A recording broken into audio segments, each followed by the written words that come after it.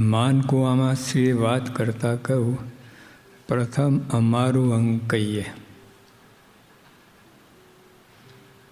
કેમ એવું બોલ્યા? આપણને કે તમારા બધાનો અંગ કહો, એમાં ઉડાઉડ થાય. કોઈ પોતાનું આમ કે એ મહારાજ પોતાનું અંગ કહીને ચેનલ બાંધી આપે. ઓલા સડક હોય ને લેન, પોતપોતાની લેનમાં ડ્રાઇવિંગ કરે. એમ મહારાજે 3 લેન 4 લેન એની અંદર આવવું જોઈએ તમારું અંગ, નહીં તો બોલતા જ નહીં.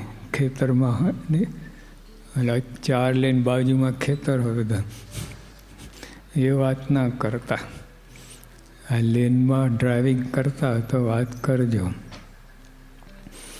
એટલે કાંઈક મળતું આવવું જોઈએ ભગવાનને, સત્સંગને, એને અનુરૂપ તમારું અંગ હોય તો કહેવાય. એટલે મહારાજ પહેલાં કહે છે, મારા અંગની વાત કરું. અમને હરિભક્તને જોઈને અંતરા બહુ ઉમંગ થાય છે. મેળવો હવે ભગવાન 4 લેનની અંદર આવે ખરું તમારું. ફર્સ્ટ લેનની વાત કરે, પછી 2nd 3rd 4th લેનની તો લેન્ડિંગ થાય છે ખરું તમારું. કેવું કહે? અમને હરિભક્તને જોઈને અંતરા બહુ ઉમંગ થાય છે. વિચારવા જેવી વાત છે. ઉમંગ અને બહુ ઉમંગ. આપણે તો આવ્યો એમ કે લલ્લુ આવ્યો, અને તો બહુ પછી ભેગા રહેતા ને તો તૂતા ઉપર આવી જાય. ભગવાન એવું નથી. ચડિયા તો રંગ રોજ. હરિભક્તને જોઈને બહુ આનંદ થાય. તો જો આપણે આ સત્સંગ કહીને આવું બધું આપણું ડેવલપમેન્ટ થતું હોય તો બરાબર છે. આ જાતનું ઘડતર આપણે ચણતર આપણું થવું જોઈએ.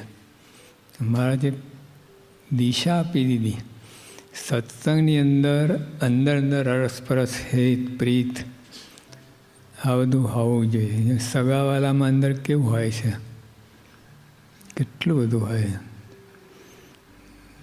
સહેજે અમારે એનો દોષ દેખાય નહીં. દોષ હોય તો આપણે જાણીએ તો એને માફ કરી દઈએ. નહીં તો એક જરાક બીજા કેટલાય ગુણ હોય, પણ એક જરાક દોષ જોઈએ ને કેન્સલ નથી. કેટલા આપણે બગડીએ એના ઉપર, કેટલું બધું. એટલે જૂનો હોય બચારો, કેટલી સેવા કરતો હોય, કેટલું એને કર્યું હોય સત્સંગ માટે, સત્સંગ વાળી કેટલી મમતા હોય. કંઈ ભૂલ થાય, એવા સ્વભાવ કોઈ હોય, તૂટી પડીએ આપણે. પોતાનું તો જોતા જ નથી. તમે કેવા છો, શું છે, બીજાને ધૂર કાઢી નાખે. તો જો ભગવાન આવું ગમે નહીં. જે આ ભગવાનનું અંગ છે, આવું અંગ જેનું હોય એને ભગવાન કહે કે મારે એ જ મારા સગાવાલા, એ જ સાચા વૈષ્ણવ, અને એની સાથે જ અમારે બને. અમને હરિભક્તને જોઈને અંતર બહુ ઉમંગ થાય છે. કોઈનો દોષ અમારાથી દેખાઈ જાય છે તો અંતર બહુ દુઃખ થાય છે. આપણે તો મારે 1000 ઘઉંનું છઠ્ઠું પડે. લેન ખેતરમાંય નહીં, આ ઓલા વગડામાં ઓલી ખરાબો જમીન હોય ને ત્યાં નંબર લાગે આપણું. ખેતરમાં 4 લેનની અંદર તો આવે જ નહીં. આ કેવું લાગે. અમારાથી કોઈનો, એટલે કોઈ મોટા નાના એ બધી વાત નથી કરી, કોઈનો દોષ અમારાથી દેખાઈ જાય. જાણીને તો નહીં જ, દેખાઈ જાય. જોવું નથી છતાં દેખાઈ જાય. આપણે ઈરાદાપૂર્વક આમ તાકીને જ બેઠા હોઈએ, ખોટ કાઢવાનું કંઈક શોધતા જ હોઈએ. સત્સંગ કરો તો હજામત કરો એમ. આ સત્સંગની રીત આ છે. આવું ઘડતર, આવું ચણતર, આ બાજુ ઝૂકો, ઓલી બાજુ નહીં. ગુણગ્રહણ, હરિભક્ત, હિત પ્રીત ગમે હોય, સ્વભાવ તો શું આપણે સંબંધ જુઓ ને. સંબંધ જો સાંઈ બાપાની મોજડી હોય તો કોઈનો પગ પડાવી ઉપર આમ રોકીએ, અને બાપાને માથે વાંધો નહીં, પગ પડે. પ્રમુખ સાહેબ શું કહે છે? માથામાં પાઘડી, પાઘડીમાં માથું. જો હરિભક્તો સાથે, સંતો હરિભક્તો આવો જ સંબંધ. હવે તમે હરિભક્તો સાથે ન બને તો કંઈ દોષ જોઈને તો એલર્જી થાય, આમ બહુ ગમે નહીં, આમ ઉદાસ રહ્યા કરો. તો માથે પગ મૂક્યું ને, બાપાને મોજડી પર પગ નથી મૂકતા, સીધા માથા ઉપર જ. સ્વામી કહ્યું માથામાં પાઘડી, પાઘડી માથું, ત્યાં પગ મૂક્યો તમે, ના ચાલે. ખાસ અંતરા સુધારો કરો. અને આ રીતનું તને આ લોકો રમતગમતમાં કેટલું પોતાનું એટલે કોચ રાખે, આ કરે, એની રીતે સુધારો કરતા જાય છે. કેટલા એક્સપર્ટ હોય ને તો કોચ રાખીને બધું સુધારો કરતા રહે. પરમ ચૈતન્ય શું બોલ્યા? 12 વર્ષ ગુરુ, 12 સદગુરુ. સત્સંગી આ તો કેટલો સુધારો કહેવાય, કેટલો બધો અંતરદ્રષ્ટિ. આપણે તો બરાબર છીએ, પાક્કા છીએ, આ બધા કાચા છે. કાચા ભાઈની વાત અમે સ્પષ્ટ કહી છે. ભાઈ જો આજ આવું અંગ છે પાકા. ભગવાન અને સંત પ્રમુખ સ્વામી એમના જેવા ગુણ આપણામાં છે એ તપાસવા જવું. અમને હરિભક્તને જોઈને અંતર બહુ ઉમંગ થાય છે. કોઈનો દોષ અમારાથી દેખાઈ જાય છે તો અમારા અંતરમાં બહુ દુઃખ થાય છે. થોડું દુઃખ તમે એમ લાગે છે આ ભૂલ થઈ, પહેલાં કોઈનો અવગુણ દેખાય તો તમે લેતા જ હો, દેખાય ને ક્યાં વાત છે. રીતસર વ્યવસ્થિત લેતા હોઈએ છીએ. આયોજન જ તો કંઈ ત્યાં અંતરમાં થાય છે ખરું. મારાને કેટલું તો થાય, દેખાઈ જાય તો અંતર બહુ દુઃખ થાય છે. હવે આ કંઈ આની સાથે પેરેલલ સમાંતર થાઓ, કંઈ કરો તો વિચારે છે ભાઈ જવા દો, પછી ઘડતર આવો કંઈ વિચાર રાખ્યો છે ખરો કે કેવળ ગુણ જ લેવું છે?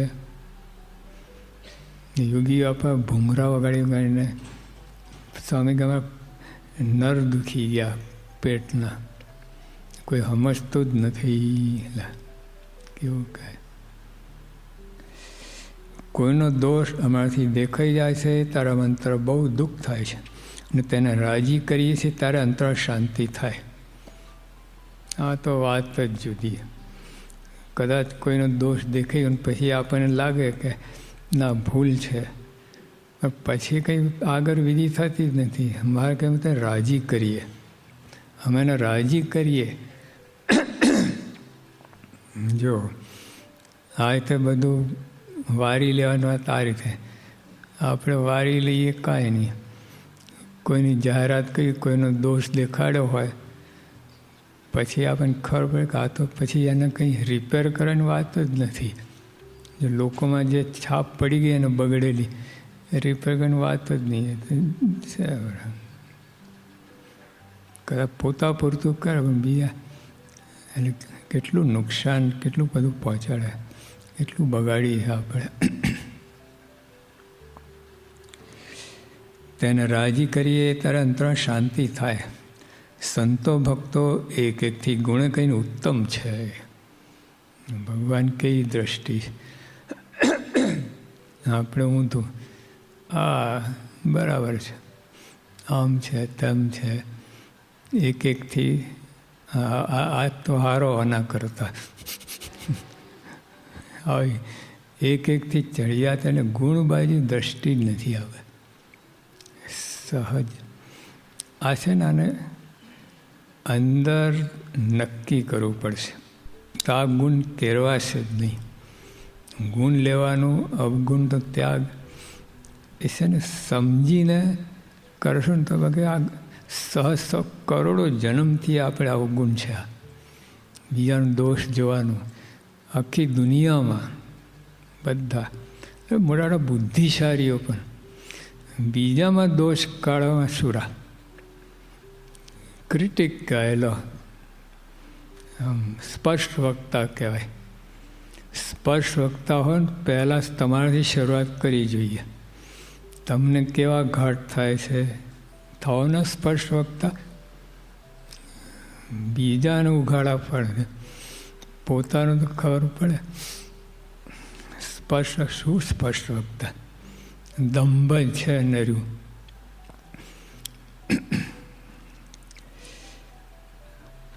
સંતો ભક્તો એક એકથી ગુણ કંઈ ઉત્તમ છે.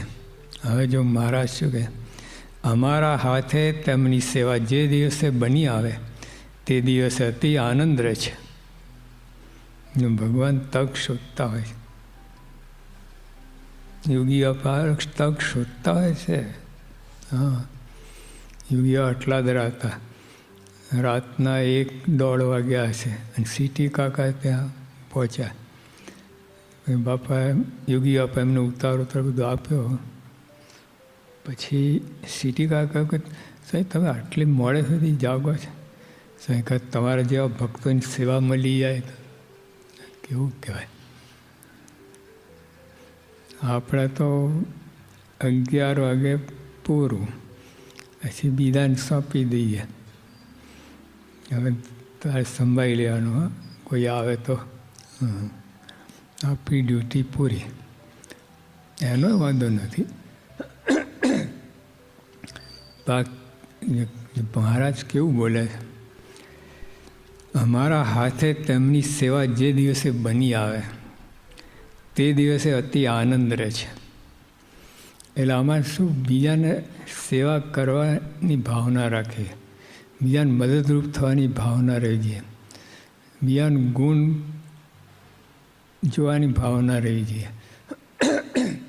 આ તો હાવ ગાફલ, સાવધાની જરાય નહીં, મનમાં જે આવે તે પોતાનો સ્વભાવ વર્તે રાખે, કોઈ બ્રેક નહીં, કાંઈ નહીં, આમ મનમાં જેમ આવે એમ વર્તે, કોઈ વિચાર નહીં, વિવેક નહીં, કોઈ જ્ઞાન નહીં, કાંઈ નહીં. ક્યાં છો, શું કરવાનું છે, શું કરી રહ્યા છો, કોઈ જાતનું નક્કી જ નથી.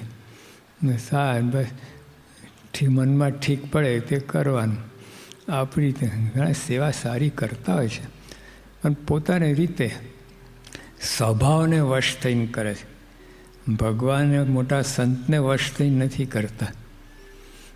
એમને વશ થઈને સેવા કરે એ સેવા કંઈ બહુ જુદું ઘડતર કહેતા. એટલું સંગીન, મજબૂત એ ઘડતર કંઈ જુદું જ થાય. પોતાના મનમાં દેખાય, બહુ દેખાય, પણ જરાક એક આટલું વાગે ને કળર ભૂટ ડાઉન થઈ જાય તો એકદમ પડી જાય નીચે.